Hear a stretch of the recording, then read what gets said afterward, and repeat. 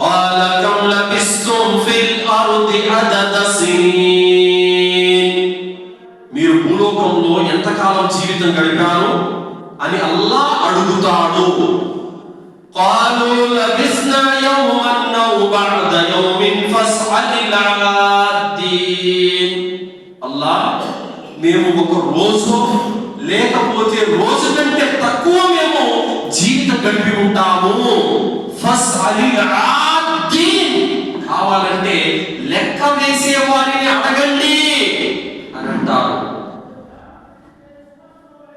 قال إن لبثتم إلا قليلا لو أنكم كنتم تعلمون. అవును, మీరు అతి తక్కువ కలీలం, చాలా తక్కువ సమయం మీరు భూలోకంలో ఉన్నారు అని అల్లాహ్ అంటాడు.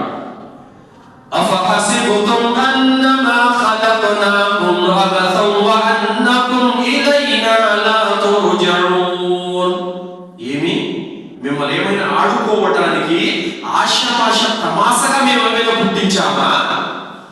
మా వద్దకు మీరు మరలి రావటం జరగని పని అని మీరు ఏమైనా అనుకున్నారా అని అల్లాహ్ సుబ్హానహు వ తఆలా అంటాడు. సోదరులారా, కావున ఈ భూలోకంలో మన 70 సంవత్సరాలు, 80 సంవత్సరాలు, 100 సంవత్సరాల జీవితం అంతా కూడా అల్లాహ్ దృష్టిలో ఒక్క రోజు అంతకంటే తక్కువ తప్ప మరేమి కాదు సోదరులారా. కాబట్టి ఈ అల్పమైనటువంటి సమయంలో పుణ్యాలు సంపాదించుకోవటానికి, పాపాలు కడిగేసుకోవటానికి తాపత్రయపడాలే తప్ప సోదరులారా, సంపాదన సంపాదన సంపాదనని ప్రాపంచిక జంజాటాల వెనకాల వెళ్ళిపోయి నమాజ్ కొట్టి రోజాలు కొట్టి మన జీవితం వృధా చేసుకోకూడదు సోదరులారా.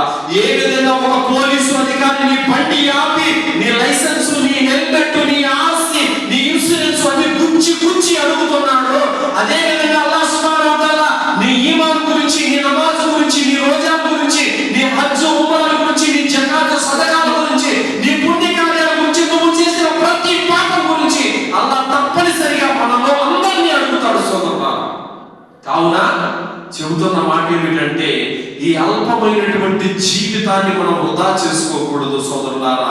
తప్పనిసరిగా పుణ్య కార్యాలలో జీవితం గడపాలి.